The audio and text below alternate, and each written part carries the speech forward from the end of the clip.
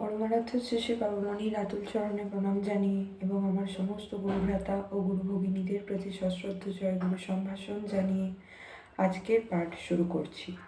ওম অখণ্ড সংহিতা বা অখণ্ড মণ্ডলেশ্বর শ্রী শ্রী স্বামী স্বরূপানন্দ পরমহংসদেবের উপদেশবাণী নবম খণ্ড। প্রকৃত মানুষ হইতে হইবে।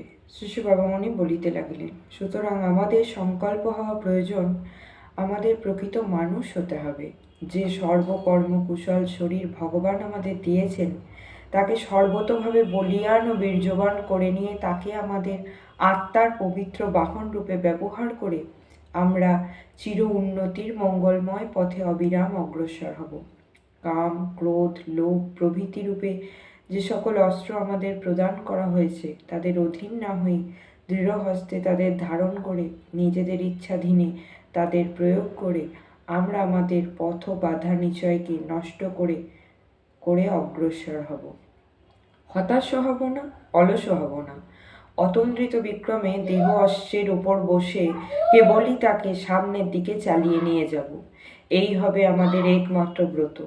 রাত্রি 11টায় শ্রী বাবামণি চাঁদপুর ঘাট স্টেশনে গিয়া স্টিমারে উঠিলেন। শ্রীযুক্ত সুরেশ, শ্রীযুক্ত নিত্যানন্দ এবং অপর একটি ভক্ত যুবক সমগ্র রজনী শ্রী বাবামণির সঙ্গ সুখে ওহিত কথায় কাটাইলেন।